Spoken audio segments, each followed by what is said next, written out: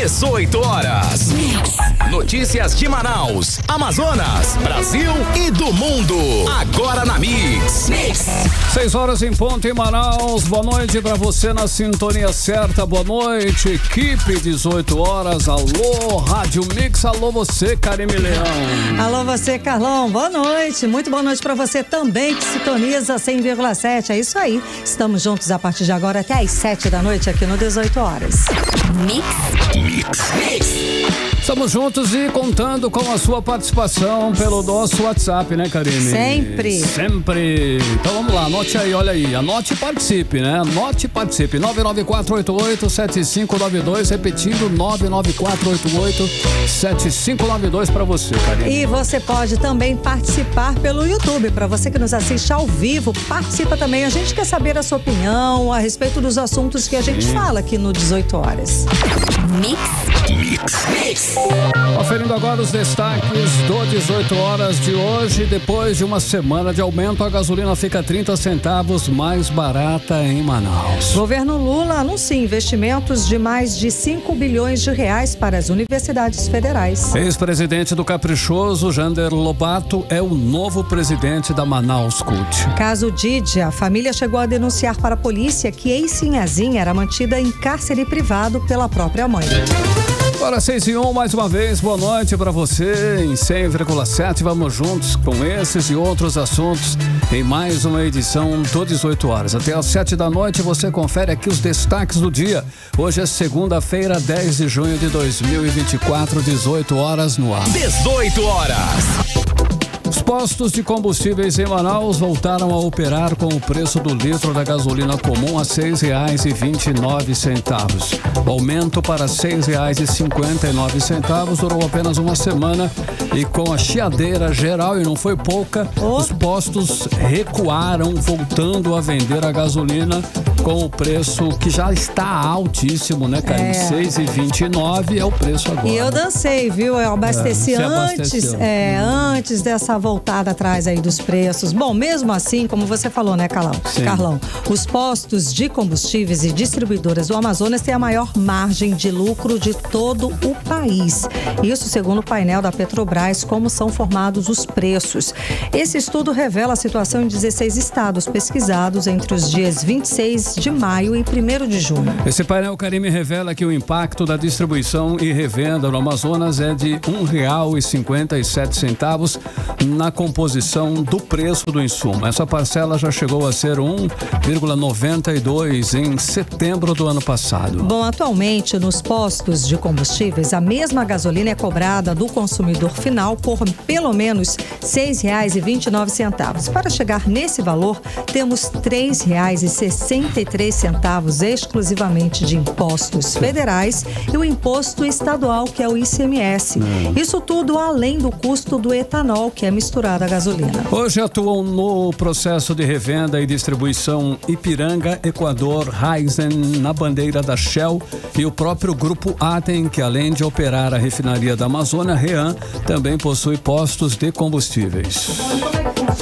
A gasolina refinada é entregue para as distribuidoras por R$ 3,29. Em cima desse valor vão ser cobrados os tais impostos e quando chega na distribuição, a gasolina passa a custar R$ 4,77 e depois soma com a margem de lucro. Bom, e por fim, chega para o consumidor final a R$ 6,29. A verdade é que o preço é livre, né, Carlão? A gente sabe aí que tem um livre comércio. Todos cobram o que querem e o consumidor, é claro, é quem acaba pagando alto e pagando pato no final. E um pato bem caro, viu?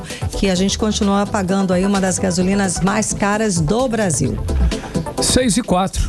Mix. Olha, ontem, domingo, um pedido de socorro, hein? Acabou em tragédia, inclusive, com 2 militares mortos e tudo começou com uma briga de casal, Karime. Pois é, Carlão, o sargento do Exército, Diego Azevedo, estava agredindo a esposa que pediu socorro para a polícia. Daí os policiais foram recebidos, esses policiais que foram prestar socorro foram recebidos a tiros. O PM José Antônio foi atingido na cabeça e morreu. Um outro policial que também foi atender a ocorrência foi atingido na perna. Depois a Rocan foi acionada e matou o autor dos disparos, o marido, o sargento do Exército, que é o Diogo Azevedo. Bom, e o repórter André Meirelles, ele tem mais detalhes a respeito desse caso. Boa noite, André. Então, o sargento do Exército, Diego Azevedo, já tinha histórico de agressões, não é mesmo, André? Conta mais pra gente. Boa noite. Muito boa noite, Karine. Boa noite, Carlão. Boa noite aos nossos ouvintes. Olha, a esposa do militar do Exército já havia, inclusive, registrado um boletim de ocorrência por violência doméstica contra ele, isso em fevereiro já deste ano, né? E de acordo com a polícia, a mulher registrou a violência doméstica no dia 8 de fevereiro. Ela contou que as agressões aconteceram no dia 30 de janeiro, quando ele teria invadido a casa da sogra, onde a companheira estava, isso para cometer o crime. Ali no boletim de ocorrência, ela relatou crimes como agressão, injúria e ameaça e também vias de fato, né, por quebrar ali a porta para entrar no local. Segundo a delegacia especializada em crimes contra a mulher, apesar de ter registrado o caso, a vítima não pediu medidas protetivas contra um militar do Exército e a orientação é sempre que acontecer uma situação dessa, é importante denunciar, né, esses casos de agressão para evitar aí de acontecer o que aconteceu ontem, que de acordo com o delegado Daniel Vezani, do 24º DIP, pelo menos os 2 PMs, né, onde estava o sargento, que recebeu a dupla com tiros, o soldado José Antônio foi baleado na cabeça e morreu ali, morreu a caminho do hospital 28 de agosto, e o outro PM foi baleado na perna, segundo informações do delegado, ele já se encontra aí recuperado. Vamos conferir a fala do delegado. O sargento do Exército teria efetuado disparos contra a guarnição da Polícia Militar, se não me engano, a 24ª SICOM. A 24ª SICOM, por sua vez, revidou os tiros, né? No entanto, eles teriam sido alvejados. Um policial militar teria sido alvejado na perna, não sei se será esquerda ou direita, e o outro policial militar foi alvejado na cabeça. Acabamos de saber, no hospital 28 de agosto, que o policial militar alvejado na cabeça veio ao óbito. 18 horas. Tá, então, Karine e Carlão, a gente ouviu a fala do delegado Daniel Vezani, né, que estava falando aí sobre ontem que aconteceu uma troca de tiros no centro de Manaus, que terminou aí com a morte do policial militar José Antônio, e inclusive hoje pela manhã, durante o velório do PM, né, morto aí pelo militar do Exército, a esposa dele, né, do policial militar, falou com a imprensa e lamentando aí o ocorrido. Vamos conferir. Um grande pai, um grande homem, sempre foi um bom filho, um bom pai, um bom marido, um bom companheiro, e era um dos sonhos dele ser militar, e eu só me restava apoiar, mesmo com medo, com receio, com todo o medo. Quem é mulher de militar sabe o que a gente está passando, o que a gente passa. A gente não sabe se o nosso marido vai voltar para nossa família. É muito difícil pra gente conviver com isso. É a vida do militar. A gente fica ciente disso quando ele entra, e era um sonho dele, e sempre procurou ser uma pessoa honesta, de bom caráter, trabalhar direitinho, e isso me orgulha muito mesmo, do pai que ele era, do filho que ele era, do marido que ele era, e como militar. 18 horas. Então tá aí, Karine, Carlão e ouvintes, a gente conferiu a fala da Luciane Salles, esposa aí do PM José Antônio, que infelizmente aconteceu aí essa fatalidade, né, ontem. Ele foi atender ao pedido e foi recebido a balas e recebeu um tiro na cabeça, né, e morreu a caminho do hospital, certo? Isso. Por que essa situação aconteceu? Porque a mulher ali, né, do militar do Exército, então estava ocorrendo uma briga ali no momento, então ela acionou a polícia, policiais militares. Isso aconteceu no centro da cidade. Quem atende, né, sempre tem ali a divisão dos policiais militares através das SICOMs, que são as Companhia Interativa Comunitária, e aí quem era responsável ali, que fazia patrulhamento e atende ocorrências pela área do centro, são os policiais da 24ª SICOM, né? Então foi realmente, quando eles chegaram ali para atender, para surpresa deles, é saber que se tratava aí de alguém do Exército, certo, né? Então de uma eles briga não doméstica. chegaram, né? Eles não chegaram preparados, segurando a arma. Eles acreditavam que pelo era uma menos conversa, exato. Que pelo menos o militar ali do exército, jamais os policiais imaginariam que ele ia atirar contra os policiais, né? Então, o perigo que é estar na rua trabalhando na segurança pública. Toda a nossa solidariedade a essa família enlutada, não é, André? E claro, por meio de nota, a Polícia Militar ressalta que está prestando apoio aos familiares do soldado que morreu ali no exercício da sua função e presta suas sinceras condolências. E o Comando Militar da Amazônia informou que o militar, né, que era sargento, fazia parte do efetivo do Centro de Formação de Reservista, também está ajudando aí nas investigações. Já o presidente da Associação das Praças da Polícia Militar disse que a Polícia Militar está de luto. Vamos conferir. É uma tragédia, é uma perda muito grande para a Polícia Militar. São várias famílias aí que a gente pode observar que foram ceifadas. Veja só, era uma ocorrência, né? Maria da Penha, esse sargento Diego do Exército, que já tinha incidência de violência doméstica. Aluno soldado pediu apoio da Polícia Militar e quando a Polícia Militar chegou nesse apoio, o meliante já foi logo atirando nos policiais militares. Atingiu o sargento Eudman e atingiu na perna, né? E atingiu fatalmente o soldado, o nosso irmão de farda. Isso é um absurdo. Perder um pai de família que deixa seus filhos, deixa uma esposa viva, deixa uma mãe, deixa toda uma família. E hoje eu digo porque a Polícia Militar está de luto. Perder um policial militar que ia fazer 4 anos de polícia ainda, já é turma de 2020, era um policial novato que pega uma ocorrência essa. E infelizmente aconteceu essa tragédia. 18 horas. Olha aí, Karime, Carlão e ouvintes, a gente conferiu a fala do sargento Igor Silva, que é presidente da Associação dos Praças da Polícia Militar aqui de Manaus, né? Falando aí que a Polícia Militar está de luto por esta ocorrência, por esta fatalidade que aconteceu ontem aqui na capital amazonense, Carlão. André Meirelles, uma outra ocorrência, uma outra situação também aconteceu domingo, foi o acidente com um ônibus que transportava brincantes de uma quadrilha junina. 8 pessoas, inclusive, continuam internadas, não é isso? Tem detalhes sobre essa situação do ônibus? Isso mesmo, Carlão. Olha, 8 pessoas continuam internadas depois aí desse tombamento desse ônibus que transportava os integrantes da quadrilha junina Caipira na Roça, que aconteceu na manhã de domingo, de Boa Vista para Manaus, né? Outras 26 já tiveram alta médica e podem retornar para a capital amazonense já hoje, né? As informações foram confirmadas pelo vereador Alan Campelo do Podemos aqui do Amazonas, que é padrinho do grupo, né? O grupo de pessoas que segue em observação, que segue ali em observação médica, está dividido em 2 locais, né? 4 estão internados no hospital de Rorainópolis e a outra metade em Boa Vista. O parlamentar da Câmara Municipal de Manaus confirmou que algumas das vítimas do acidente devem terminar o tratamento de saúde aqui mesmo em Manaus. Um dos hospitalizados é uma criança de 11 anos que quebrou aí o fêmur e teve que passar por cirurgia, né? O procedimento ocorreu sem problemas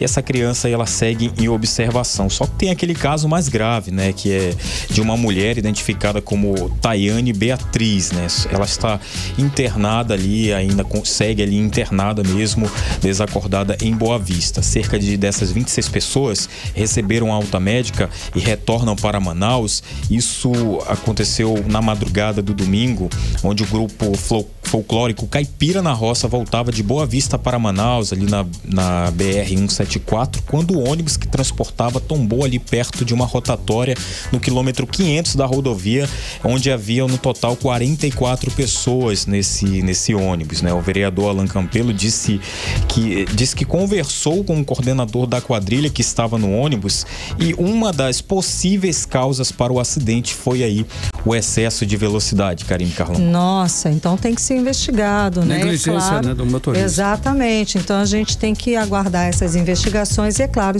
estimamos aí que todos saiam bem e que recuperem a saúde logo. Obrigada, André, pelas informações. Valeu, André. 6h14, você no melhor mix do Brasil. 18 horas.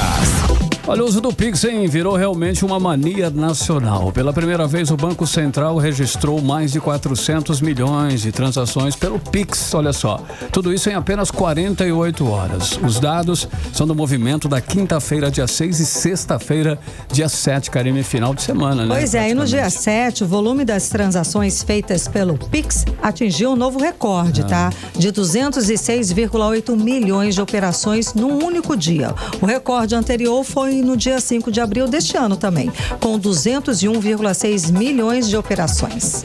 Esses números são mais uma demonstração, sim, da importância do Pix como meio de pagamento digital para a promoção da inclusão financeira e, é claro, da inovação aí bancária. 6h15. Mix. E vamos agora aos assuntos dos bastidores da política local. Bora, Carlão, bora saber lá o que está rolando. Com ela. E é com ela, Cíntia Blink, que já está aqui ao meu lado. Cíntia, boa noite, Cíntia. Então, os pré-candidatos a prefeitos estão com uma agenda diversificada, né? A galera já está aí em campo, não é isso? Conta mais. Boa noite. Boa noite, Karime. Boa noite, Carlão e todo mundo que está com a gente na 100.7. Pois é, olha só, fazendo uma ronda, dando uma olhada ali em quem são os pré-candidatos e o que eles estão fazendo para conquistar o coração do eleitor. O que a gente pode observar, por exemplo, é que a Mamandel está fazendo aí um material em vídeo, especialmente nas redes sociais. A última informação que ele trouxe foi sobre os hospitais de Florianópolis, e aí ele fez uma comparação da cidade de Florianópolis com a cidade de Manaus, que Florianópolis tem um orçamento bem menor, 3 vezes menor que o de Manaus, e lá tem hospital pronto-socorro municipal. Em Manaus a gente não pode contar com essa possibilidade, então ele falou um pouco disso. Temos aí Davi Almeida na inauguração do Pier, que aconteceu ontem, né, pela manhã. Teve muita presença de vereadores que são da base, que estão com ele. E isso também a gente pode estar observando dele se movimentando na cidade. Temos também Roberto Cidade, que ele está intensificando as idas dele aos bairros. Ele tem feito esse corpo a corpo aí muito forte. Marcelo Ramos, por sua vez, está comemorando a nova aliança dele, que é com o PDT, o outro partido. Significa mais tempo de TV, significa mais fundo partidário. Para um pré-candidato, né, que está querendo ocupar a vaga de prefeito, bem importante conseguir aí mais tempo, mais dinheiro. Isso aí faz diferença numa campanha, faz diferença na conquista do voto ali. Alberto Neto insiste no discurso de que ele não vai desistir, o que é um pouco desgastante, né? Tem que ficar falando que ele não vai desistir da candidatura, que ele não vai ser vice de cidade, que ele tá vindo realmente para ser o pré-candidato valendo aí do PL. Maria do Carmo tem apostado também em fazer uns vídeos para as redes sociais, trazendo informação sobre, por exemplo, a última que eu vi foi sobre o Tucumã, que por que o Tucumã tá caro e tudo mais. Então é colocar mais na agenda dela mesma, das redes sociais dela, problemas da cidade de Manaus. Então, fazendo essa ronda, eles estão desse jeito. Se rolar alguma novidade, eu volto aqui para avisar. Mas tá todo mundo da sua forma tentando mostrar o quanto ele é opção, né? Diga lá, Carlão. Essa situação é Roberto Cidade e Marcelo Ramos. Aí, o PDT já está justificando aí o que foi que aconteceu, o que está acontecendo nesse processo, Cíntia? Menino, PDT, né? PDT é aquele partido que no primeiro momento ia ter o próprio candidato, que era o Israel Tuiuca. Aí Tuiuca passou a ser o pré-candidato a prefeito, mas de Presidente Figueiredo. Ok. Aí PDT aperta a mão lá de Roberto Cidade. Na verdade, primeiro momento... Apoiar o Roberto Cidade. Até foi Davi Almeida, depois Roberto Cidade e agora chega em Marcelo Ramos. É quase um telefone sem fio o negócio, né? É uma batata quente aí. O que acontece? A resposta de Luiz Castro, que é o presidente estadual do partido, foi que a gente mudou, saiu do Cidade para Marcelo Ramos porque há um risco do Cidade ter uma união com o PL. Então, enquanto ele está no União Brasil e na configuração de agora, até fazia sentido, mas a partir do momento que ele se unir, que ele fizer uma aliança com o PL, não faz sentido o PDT, que é um partido mais à esquerda, ele se posicionar ali de uma forma que tenha o PL junto com ele. Não é meu, não. Acho que é do Carlão, né? Seu Carlão. É do Carlão, mas segue aí, Blink. Foi, já. Desculpa aí, pessoal. Aí, é isso então, o PDT, a justificativa foi, não faz sentido se Roberto Cidade for se unir ao PL, ele não faz sentido o PDT estar ali. Agora sim, se é um risco, se já não tá tudo firmado, um pouco ansioso o PDT, né? Por que sair assim tão rapidamente, já que é uma possibilidade? Enfim. Também ansioso podia mesmo. Esperar, você falou, né? podia esperar já, Tem tempo ainda, né? Mas de qualquer maneira, largou a mão de Cidade e agora está com o Marcelo Ramos. E já saiu em foto e tudo, né? Já tá mais que comprovado. E teve um evento num hotel e foi lotadíssimo, não deu nem pra eu entrar. E olha que eu sou pequenininha, cabe em qualquer canto. Agora, Blink, então vai. Então já está aberta aí a temporada de promessas. Temos pré-candidatos, essa eu ouvi, prometendo ônibus de graça. Legal. Como é que é isso? Calma, vamos com calma. Como é que é isso? Porque é ônibus de graça, mas é de graça aos sábados para ir pro centro e aos domingos para ir pra Ponta Negra. A gente tá falando de Marcelo Ramos, que levanta essa possibilidade. Não é exatamente uma coisa nova, assim, já se falou, né, antes, sobre ônibus de graça para estudante, ônibus de graça aos fins de semana. Dessa vez, Marcelo Ramos trouxe no maior estilo, tem dinheiro, dá para fazer. E aí ele defende, né, que existe essa possibilidade, que faz sentido, que é possível organizar isso com a frota de ônibus e, enfim, tem dinheiro, a sedução vem de todos os lados. Marcelo tenta por esse caminho. Eu acho que tudo que barateia que vai ajudar no bolso do trabalhador é bem-vindo, né, Carlão? Faz bem.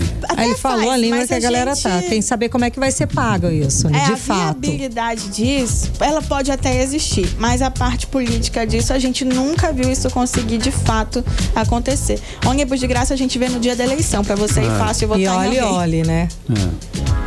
Cintia, na eleição deste ano a gente pode esperar aí nomes conhecidos, né? Nomes, inclusive, que já disputaram aí vários pleitos, né? Deputado federal, prefeito e tudo mais, eles estão agora querendo ser vereadores, é isso? Nomes lá do fundo do baú, inclusive, é isso? Você tá sendo malvadinho, hein? Não. Olha só, a gente tem nomes aqui, como, por exemplo, o deputado federal Zé Ricardo, mais conhecido aí como Homem da Kombi. Ele tá sem mandato e ele já anunciou, né? Tem tempo, inclusive, que ele vai ser pré-candidato a vereador. Temos outro ex-deputado federal, que é o delegado Pablo. Ele também é um dos que virá pré-candidato aí a vereador. A Câmara Municipal, ela é conhecida por ser... por ter nomes que ninguém sabe exatamente quem é, inclusive porque são 41 vereadores, é muita gente, né?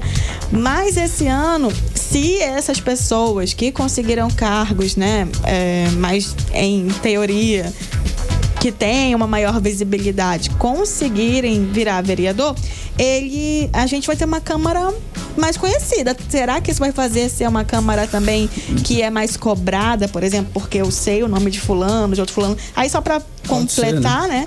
A gente tem Coronel Menezes, que não teve exatamente o mandato, mas ele quase desbancou Omar Aziz. Ele é um nome conhecido da política, ele já foi superintendente da Suframa. Anne Moura, ela disputou ali com Marcelo Ramos para ser pré-candidata do PT. O Marcelo ficou, mas ela nesse processo também ficou muito conhecida, também já participou de debate antes, foi candidata aí a governo e tudo mais. E o Zé Ricardo, que eu falei, né? Então, assim, podem até vir mais outros nomes conhecidos, como, por exemplo, da Carol Braz, também é outra que ela não teve exatamente um mandato, mas ela também participou como pré-candidata, não, ela foi candidata de fato ao governo. Então são nomes conhecidos que dão entrevista, que, sabe, estão aí participando, estão no nosso dia a dia. Não é um nome esquecido dentro da Câmara. Eles ainda não viraram vereadores, mas é possível que para eles seja mais fácil, justamente por serem mais conhecidos. E aí, o que eu calculo, o que eu espero... Ou não, né? Ou eles já se queimaram tanto que nem para vereador consegue, Carlão? Também é um pensamento.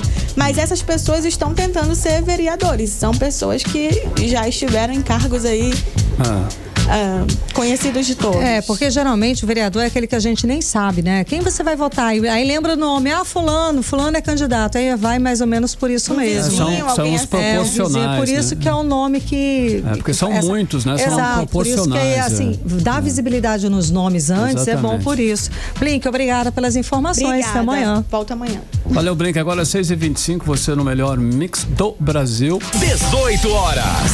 Olha só, o Polo Industrial de Manaus, o PIM, fechou o primeiro trimestre deste ano com um faturamento de 47 bilhões.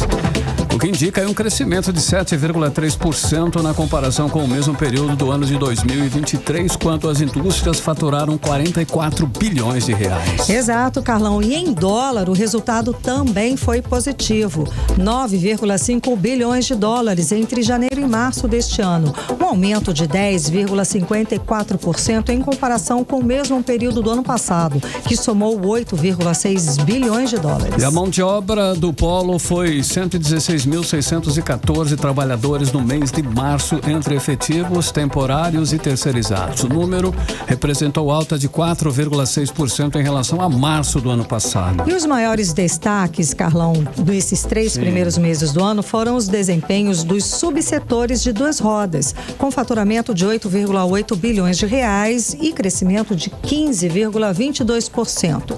Logo depois vem o termoplástico, com faturamento de 3,9 bilhões de reais e crescimento de 8,33%. E o mecânico, com faturamento de 4,1 bilhões de reais, com crescimento de 83,98%. Olha só, já entre os principais produtos fabricados, os aumentos mais expressivos foram na produção de condicionadores de ar, com 132 mil unidades e aumento de 208,04%. Mais detalhes dos indicadores das fábricas do Polo Industrial de Manaus você pode conferir no 18horas.com.br, o site de notícias da Mix Manaus. Mix. Agora são 6h26. Continue aí em 100,7. Daqui a pouquinho você vai saber aqui no 18 horas. Caso Dídia Cardoso. Família chegou a denunciar para a polícia que ex-sinhazinha era mantida em cárcere privado. Isso mesmo, cárcere privado e pela própria mãe. Detalhes você confere em instantes. 18 horas. Legal, 6h27. Conferindo agora para você em previsão do tempo para amanhã. Amanhã, terça-feira. Karime Leão. Previsão do tempo. Segundo informações do Clima Tempo, para amanhã a previsão é de sol com algumas nuvens. Deve chover rápido durante o dia e a noite. A mínima prevista de 25 graus. A máxima não deve passar dos 31 graus. As chances de chuva são de 15%. A umidade relativa do ar fica entre 75% e 99%. Mix. Olha, o nosso Rio Negro subiu mais 2 centímetros de ontem para hoje, levando agora o nível das águas no Poço de Manaus para 26 metros e 73 centímetros acima do nível do mar. Mix.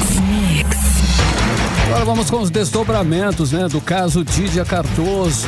Empresária e sinhazinha do Garantido continuam sim repercutindo e Karime Leão e ouvintes em todo o país. Carlão, ontem foi inclusive matéria no Fantástico, A gente acompanhou. Bom, a repórter Nathalie Moraes tem as novidades, as atualizações desse caso que continua impactando não só a gente aqui no Amazonas, mas todo o país. Sim. Muito boa noite, Nathalie. Então, a família de Dídia chegou a fazer um boletim de ocorrência. Policiais tentaram resgatar a ex-sinhazinha. Segundo a denúncia, Dídia estava debilitada por causa do uso de ketamina. Nathalie, boa noite, Nathalie. Então, a família também denunciou que ela estava sendo mantida em cárcere privado pela própria mãe, Cleusimar Cardoso. Boa noite, Karime. Boa noite, Carlão. Boa noite, ouvintes do programa 18 horas. Boa. Essa história, quanto mais a gente mexe, parece que mais fica assustadora. Cada desdobramento é mais estarrecedor que o outro. E aí são capítulos, que parece assim que infelizmente ainda estão longe do fim, Mas aí, como você disse, Karime, depois da denúncia da matéria exibida no Fantástico nesse domingo, o Brasil inteiro tomou conhecimento dessa situação que a ex-sinhazinha do Garantido e empresária, do ramo da beleza aqui em Manaus, Manaus, a Dídia Cardoso, antes da sua morte, era mantida em cárcere privado pela própria família.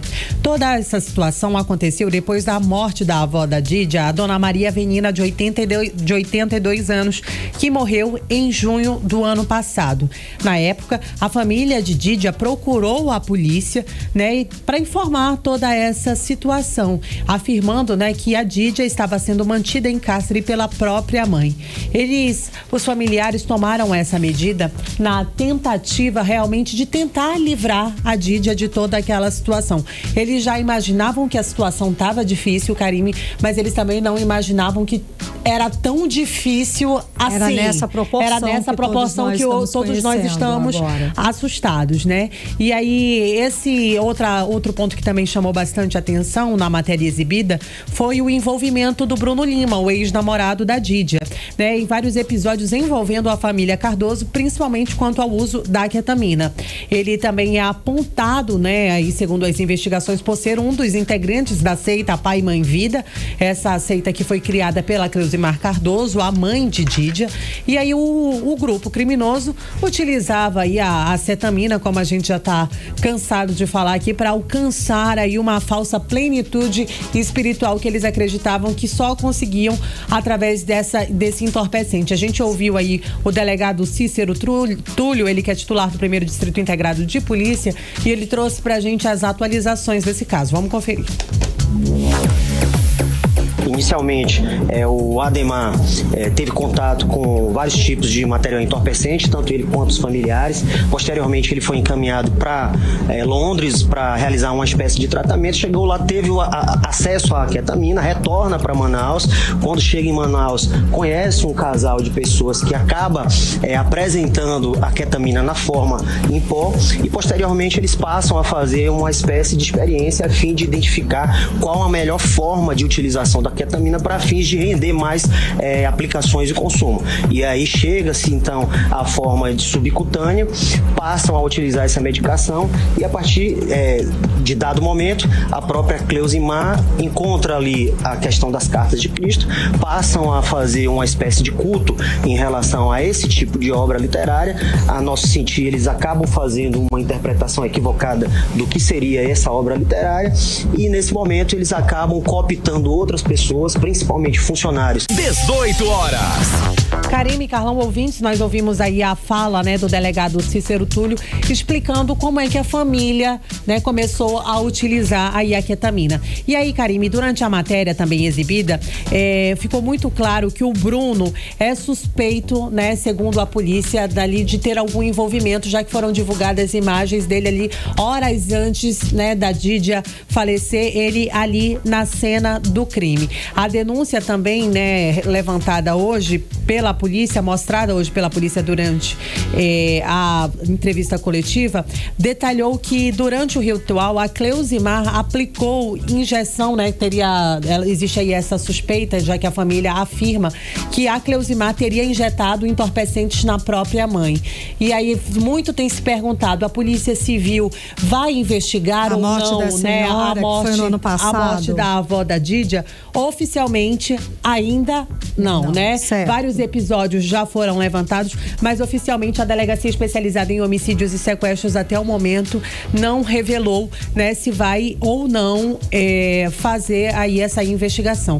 Na última sexta-feira, Karime, tiveram aí novas prisões, como nós mostramos aqui mesmo no 18 horas. Até agora já são 10 presos, né, ao longo dessas investigações aí. Exatamente. Da Operação Mandágora. Na sexta-feira nós falamos da prisão do Bruno, do ex-namorado, do treinador e de 2 atendentes da clínica veterinária. Exatamente. E que o dono da clínica veterinária estava foragido. Ele se entregou no sábado. Exatamente. O José Máximo, que é do proprietário aí da Maxivete, que seria a loja que fornecia, que facilitava a família Cardoso ali na utilização da ketamina, se entregou no último sábado. Vamos conferir aí como é que ficou toda essa situação com o andamento das investigações com o delegado Cícero Túlio. A gente conseguiu, durante essas 2 fases da Operação Mandrágora, prender 10 pessoas que estavam envolvidas nesse esquema criminoso. Foram realizados aí cerca de 7 cumprimentos de busca e apreensão domiciliares, e agora a gente vai avaliar todo o conjunto probatório produzido no curso dessas 2 fases da Operação Mandrágora para fins de traçar as estratégias relacionadas aos próximos passos da investigação. O que dá para adiantar é que, com base no que foi produzido preliminarmente, temos aí condições para fins de indiciar todas essas pessoas por pelo menos 13 crimes. E agora nós vamos avaliar, como eu disse, o conjunto probatório para verificar a possibilidade de identificar outras pessoas no esquema criminoso e também relacionar essas pessoas a empresas que eventualmente tenham fornecido esse material entorpecente. 18 horas. Karime e Carlão, nós ouvimos aí, né, a fala do delegado Cícero Túlio. Pra gente encerrar, Karime, você lembra da Claudiele, a maquiadora, né, que ganhou aí a prisão domiciliar por ter uma filha, uma criança de menos de 2 anos, 1 ano e 9 meses. Pois é, a gente teve, né, aí um novo desdobramento dessa situação, porque o delegado avalia a possibilidade aí de representar com uma nova prisão preventiva contra a Claudiele. Isso porque, né, segundo as investigações da polícia, a criança de apenas 2 anos de idade teve uma omissão, porque ela não estaria na guarda da Claudiele e sim do pai da criança. Então não é nem ela que cuida da criança, é o pai. Exatamente. Entendi. E aí agora há pouco o advogado de defesa da Claudiele anunciou para as 19 horas uma entrevista coletiva junto à imprensa para tentar esclarecer aí toda essa situação. É claro que a gente vai acompanhar para trazer os desdobramentos para os nossos ouvintes. Karime e Carlão. Okay, obrigada, Nathalie, pelas informações. Agora 6h35, você no melhor mix do Brasil. Mix.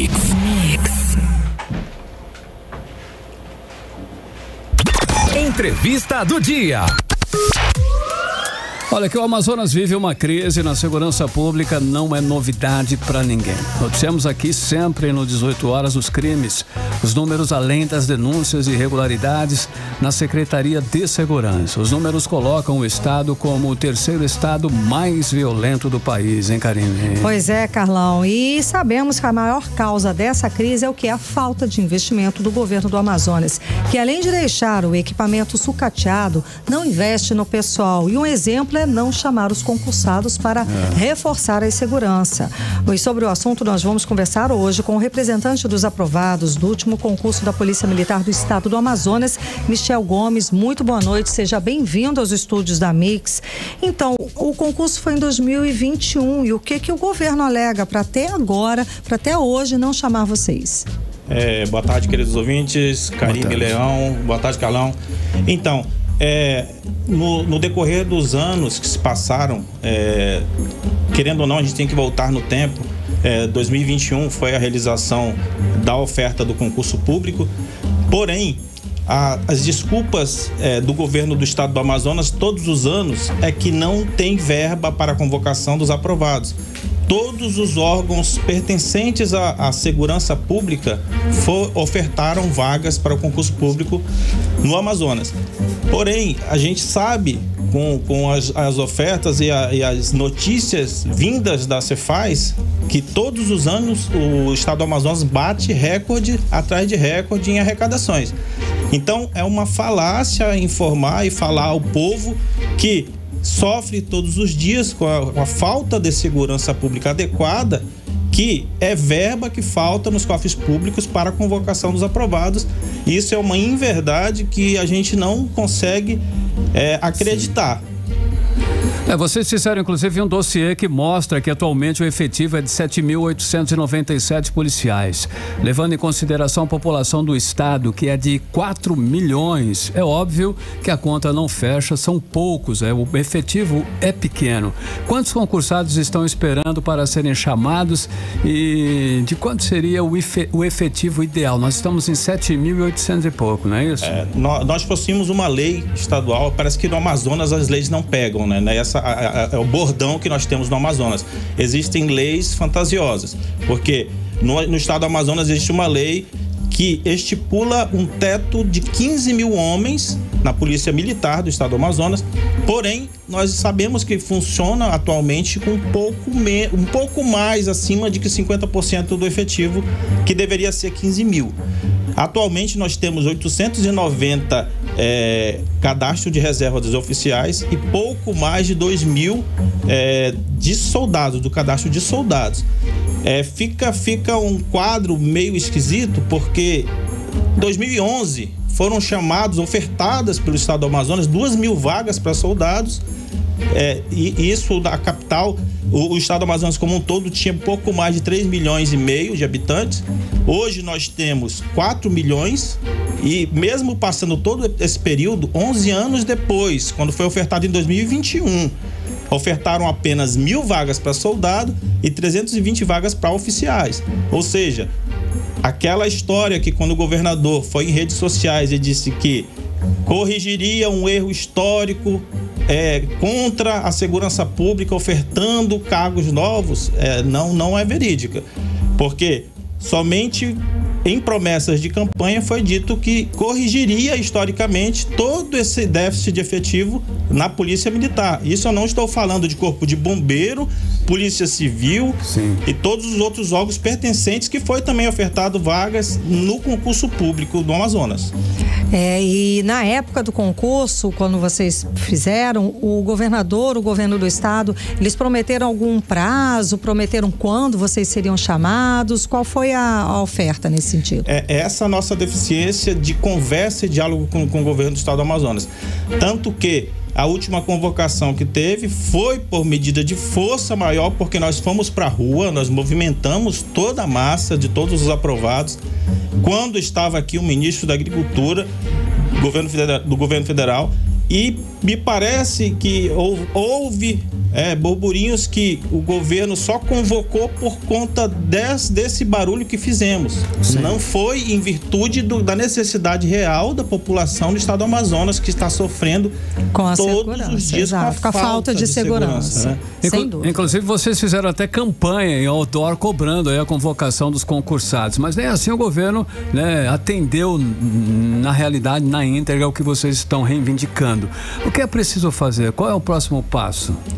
Eu acredito que o grande passo, ele encontra-se na Assembleia Legislativa do Estado do Amazonas. Porque os parlamentares em si, eles eram para fiscalizar essa parte, e me parece que estão acumulados. Essa palavra, a gente queria usar uma palavra mais leve, mas parece que acumularam-se com o governo do Estado do Amazonas, que era uma casa para legislar e fiscalizar o que está acontecendo. Mas a desculpa, inclusive do secretário de Segurança, não sei se vocês sabem, mas diuturnamente em redes sociais o governo do estado do Amazonas vem afirmando que vem diminuindo a violência no estado. Só que pesquisas internacionais apontam que Manaus é a 27ª cidade mais perigosa do mundo. Acreditem, Manaus está à frente de Cali, na Colômbia, que é a cidade mais perigosa já existente em toda a história. Exato, nessa mesma pesquisa de uma ONG mexicana, ela aponta Manaus como a cidade mais violenta do país. A gente passou São Paulo e Rio de Janeiro. Exato. Só para frisar, em 2021, quando o governo do governador atual estava iniciando, tinha 2 anos de mandato, Amazonas era o 23º estado mais perigoso do país. Imagina. Hoje nós estamos em 3º lugar. Do país, sim. Terceiro. Ganhamos 20 posições. E aí não tem como, né? Porque são números. E aí não tem como ir contra nesse sentido. Fatos, né? Exato, é um fato, exatamente, Carlão. Agora, enfim, aí vocês esperam ter sucesso lá na Assembleia, conseguir serem ouvidos, não é isso? Agora no meio do ano, provavelmente eles já têm os planos das votações, das emendas. Ano passado não tivemos êxito. O coronel comandante Dan fez as emendas que garantiria a convocação, porém os restantes dos parlamentares não aprovaram, ou seja, estão indo de encontro à sociedade. A sociedade precisando de segurança pública, porém os parlamentares que estão no ato do seu mandato não estão fazendo pelo povo e para o povo. Infelizmente, essa é a realidade. O que nós esperamos que esse ano as emendas parlamentares sejam destinadas à convocação, porque ainda tem pessoas, fora o cadastro de reserva, ainda não foram convocadas pessoas que realmente passaram dentro das vagas.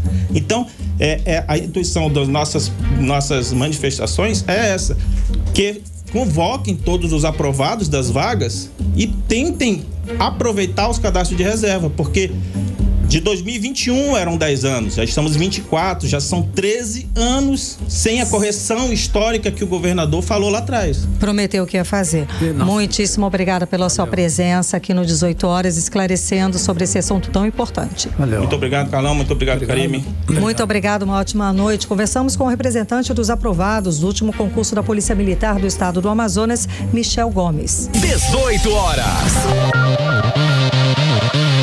Vamos agora para Brasília, Carlão? Sim, Brasília. Brasília tá ok? Vamos conversar com o nosso correspondente. Tá aí ele na tela, Carlos Eduardo Matos. Cadu, gente, se vocês quiserem acompanhar a gente no vídeo, está lá no site 18 horas, 18horas.com.br. Daqui a pouquinho o programa inteiro vai estar lá e você pode ver o Cadu. Cadu, boa noite, Cadu. Então, o governo Lula anunciou que vai investir mais de 5 bilhões de reais nas universidades federais. Será que ele agora vai conseguir dar um fim na greve dos professores? Cadu, conta pra gente. Boa noite. É possível que sim, Karime. Boa noite, minha querida. Boa noite, Carlão. Boa noite, ouvintes do 18 horas. A todos que estão nos assistindo, né, pelo YouTube.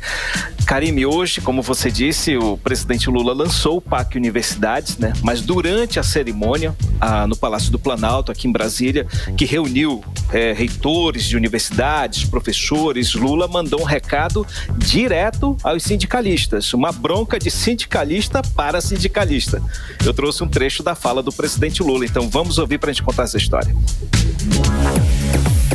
O dirigente sindical, ele tem que ter coragem de propor, ele tem que ter coragem de negociar, mas ele tem que ter coragem de tomar decisões que muitas vezes não é o tudo ou nada que ele apregou.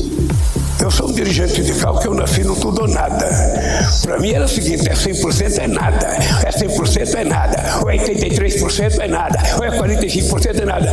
Muitas vezes eu fiquei com nada.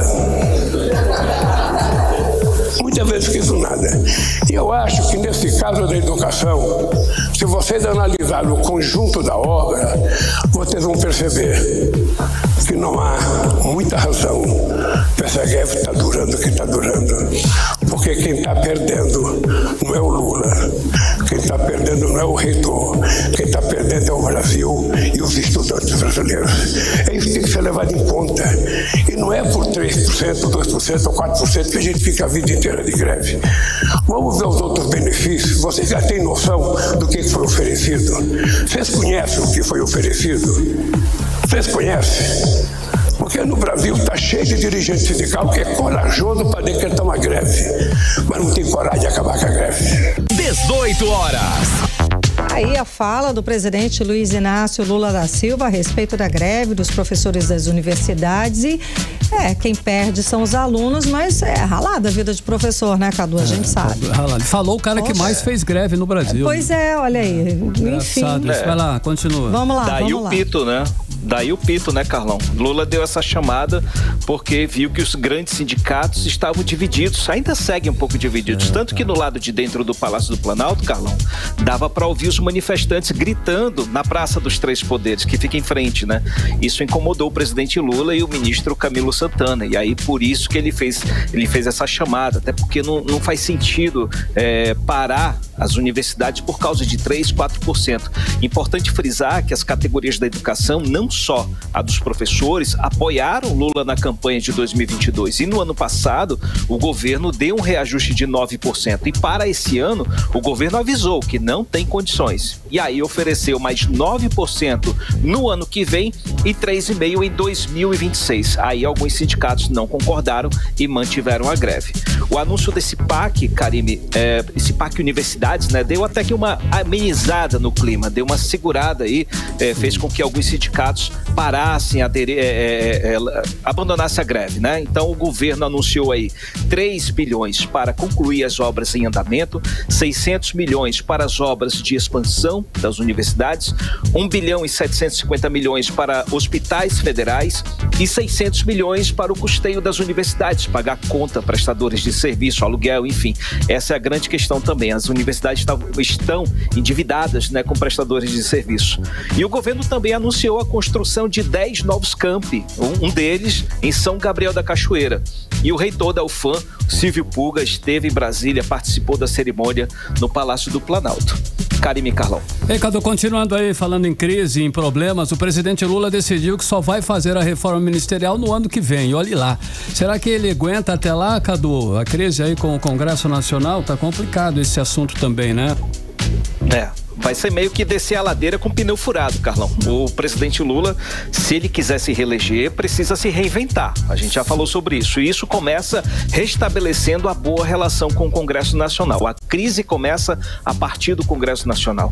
Tarefa que precisa de gente capacitada, influente, para ajudar o governo na condução das pautas mais importantes, principalmente as pautas econômicas. E isso o governo não tem ainda. E na reunião de hoje da equipe de articulação, o consenso foi esse. A reforma ministerial vai ficar para o início do ano que vem. Por quê?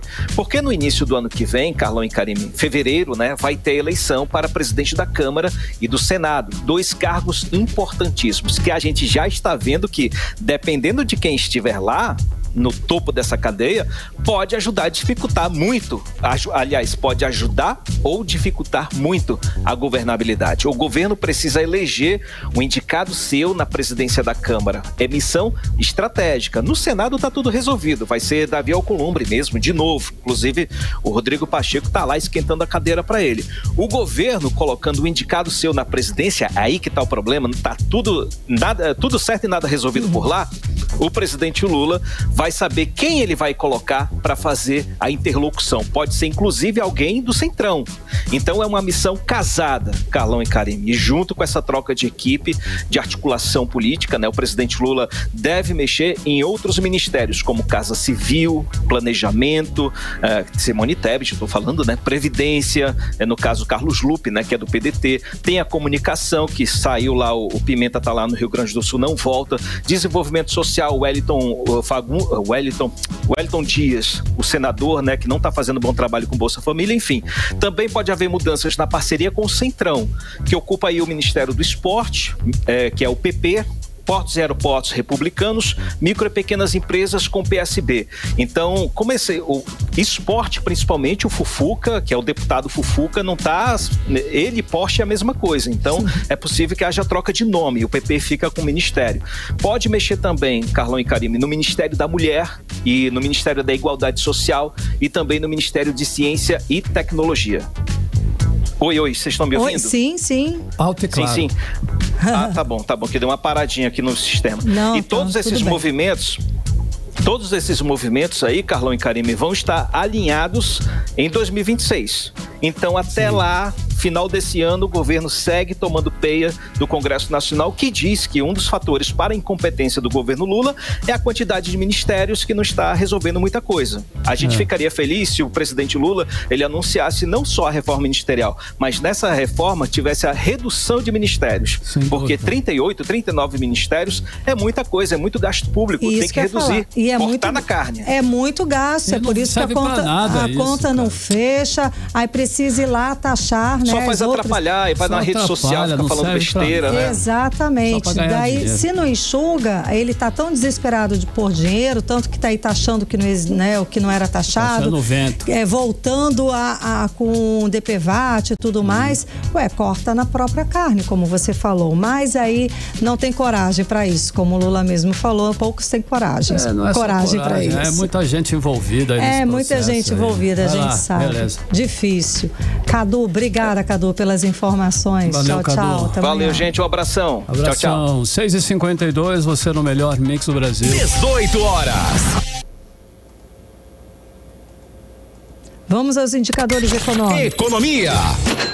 6h53, você no melhor mix do Brasil, os indicadores econômicos. O dólar fechou o dia em alta de 0,61%, comercializado em R$ 5,35. O euro fechou em alta de 0,26%, cotado a R$ 5,76. O Bitcoin fechou desvalorizado em 0,58%, comercializados a R$ 373.176. E o Ibovespa fechou em ligeira alta de 0,06% aos 120.900 120.879 pontos. Vamos lá, aos 120.879 pontos. E o comércio já se prepara para o Dia dos Namorados, já que é a terceira melhor data para vendas. Sim. Fica atrás apenas do Natal e do Dia das Mães, Carlão. Sabia? Eu não sabia não, olha aí.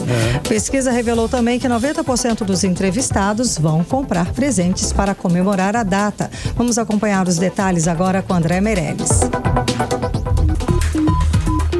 O Dia dos Namorados se aproximam na próxima quarta-feira, 12 de junho.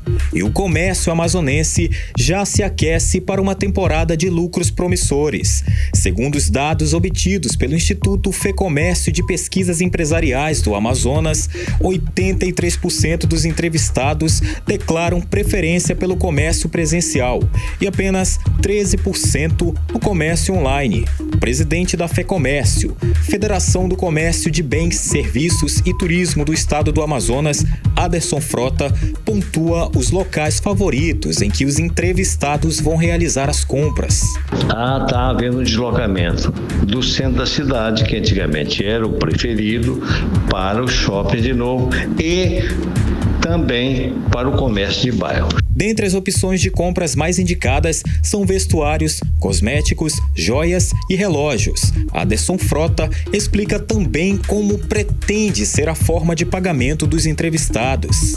29% dos vestuários e 18% em cosméticos. Sobre aquelas pessoas que querem receber o presente, a expectativa é a seguinte: 22% querem receber cosméticos, 15% vestuários e 13% joias ou bijuterias ou algum relógio. A forma de pagamento mais preferida de todos aqueles que vão dar presente é exatamente 50% vão pagar à vista, no Pix, no dinheiro ou no cartão de débito. E apenas 44% vão pagar no cartão de crédito. Com a expectativa de crescimento de compras físicas, o foco é oferecer produtos e experiências únicas aos consumidores. Segundo Aderson Frota, o Dia dos Namorados promete também uma oportunidade para impulsionar os negócios e fortalecer os laços com os clientes. Isso é importante para que o empresário possa comprar corretamente, dentro dos valores que normalmente serão gastos pelas pessoas que vão dar presente. Isso é uma forma de proteger as empresas para que não comprem errado, não comprem produtos acima do valor de venda e estejam dentro da expectativa exatamente do consumidor. Com isso, o comércio, mais uma vez, vai mostrar o seu carinho, a sua atenção e a sua responsabilidade no atendimento a todas as pessoas que participarão, comprando e doando presentes no Dia dos Namorados. André Meirelles para o 18 horas. Você está ouvindo 18 horas. 18 horas. Esporte. Legal, 6h56, giro esportivo, Cid Soares na área. E Cid, quais são os destaques para hoje, especificamente para hoje no esporte, Cid Soares? Buenas noites. Eu tenho que começar falando do fim de semana. Você esqueceu que a gente passou o fim de semana? Os caras querem de hoje. Pô. Flamengo jogou 6x1. Não. 6x1. Ah, não, já foi, Passou. Bom, deixa eu te falar aqui, olha. Teve um jogo de sábado que a gente não pode deixar passar, que foi Amazonas e Brusque. Oi. Amazonas e Brusque. Microfone. Amazonas e Brusque, obrigado. Foi na tarde de sábado passado, no estádio Carlos Amit, pela 9ª rodada da Série B do Campeonato Brasileiro. Eram duas equipes lutando contra o rebaixamento e o Amazonas marcou um gol salvador já no finalzinho do confronto e saiu com a vitória por 2x1 com gols dos veteranos Sassá, que desencantou, e o Jô. O resultado mantém o Brusque aí dentro da zona de rebaixamento, 19ª posição com 6 pontos, ao lado do Botafogo de São Paulo. A Onça Pintada sobe para o 12º lugar com 11 pontos e vai ter um novo encontro agora com a Chapecoense no dia 13, a partir das 8 da noite. E o Princesa de Solimões venceu o Maitá do Acre por 3x0 também na tarde desse último sábado no estádio Florestão em Rio Branco, no Acre. Conquistou a segunda vitória da Série D do Campeonato Brasileiro e subiu na tabela do grupo A1. E olha, no futebol internacional, já que você queria saber de hoje, agora a gente começa. Vamos lá. Né? O técnico do Real Madrid, o Carlos Ancelotti, disse que em comentários a um jornal italiano que o Real Madrid recusaria o convite da FIFA para participar do Mundial de Clubes, que não estão interessados na maneira que pretendiam colocar as coisas. E o clube La Liga reiterou seu desejo de jogar no torneio. De acordo com o Il Giornale, Ancelotti disse em entrevista hoje que a FIFA subestimou a remuneração que o campeão por 15 vezes da Liga dos Campeões deveria receber no torneio renovado aí com 32 equipes. A FIFA, isso abrindo aspas aqui para o Ancelotti, a FIFA pode esquecer os jogadores de futebol e os clubes que eles não participarão desse torneio, fecha aspas, afirmou Ancelotti. Eita. Mas sem combinar com os italianos. Pois é. Né? Ele disse, mas a galera quer. Eu digo isso porque o Real Madrid, por sua vez, afirmou que a sua participação no torneio nunca foi questionada. Abrindo aspas novamente agora para o Real Madrid. Nosso clube participará sim dessa competição oficial, conforme planejado, que encaramos com orgulho e com maior entusiasmo para mais uma vez fazer com que os nossos milhões de torcedores em todo o mundo sonhem com um novo título, fecha aspas, foi o que disse aí o clube num comunicado. Bom, e o Kylian Mbappé é um dos melhores jogadores do mundo nos últimos anos, talvez o melhor desta temporada. Né? Ele chega na Eurocopa 2024 com o principal nome de uma França favoritíssima ao título. Teremos 3 craques considerados aí como candidatos ao posto de o cara da Euro deste ano. Os próximos serão Harry Kane, da seleção da Inglaterra, e Florian Wirtz, da Alemanha. Sem esquecer que esses nomes também estarão na disputa pela Bola de Ouro 2024. É o que temos por hoje. Valeu. Dá tempo ainda para uma participação? Dá, Carlão. Pelo WhatsApp, temos então? sim. Paulo Ricardo, do bairro Monte das Oliveiras, ele disse o seguinte: boa noite, Rádio Mix. Boa noite. Sou Uber em Manaus há mais de 6 anos, fã do Carlão e da Karine. Olá. Valeu. E do programa 18 horas. Muito obrigada. Aqui estão as melhores informações sobre o Amazonas e Manaus. Bom, muito complicada essa situação da nossa cidade. A insegurança das pessoas, falta polícia na rua, falta operações mais severas. Ando a cidade inteira e só vejo as coisas ficarem piores. O governo deveria pensar mais sobre isso e sobre esse ranking de insegurança. Abraços. Valeu, Paulo Ricardo, do bairro Monte das Oliveiras. Valeu. Mix. 7-1, seguimos direto para o Editorial 18 horas. Editorial 18 horas. Olha, o mês de junho começou trazendo a lembrança de que há um ano o governo federal anunciou o plano de segurança para a Amazônia. E a constatação é de que quase um ano depois o plano não saiu do papel. Na época, o governo anunciou como ponto central da proposta, nomeada de Plano Amazônia, Segurança e Soberania, o AMAS, a implementação de 34 bases de segurança. Até agora, porém, nenhuma delas foi construída. O valor do investimento anunciado foi de 2 bilhões de reais. O Ministério da Justiça disse que o plano está em fase de construção conjunta com os 9 estados da Amazônia Legal. Disse também que os processos aquisitivos das 34 bases ainda não foram iniciados em razão da necessidade da elaboração dos documentos de planejamento. Bem, enquanto isso, o crescimento da presença de facções criminosas cresce e chama a atenção na região. E é claro, a população, principalmente a mais pobre, que sofre com o aumento da criminalidade, à mercê da bandidagem e da falta de segurança pública. E todos esperamos aí que os parlamentares da região possam cobrar do governo federal a implantação do plano de segurança para a Amazônia com mais veemência. 18 horas. Boa noite, Karine. Boa noite, até amanhã. Até amanhã. Você ouviu 18 horas. As notícias do Brasil e do mundo. De volta amanhã.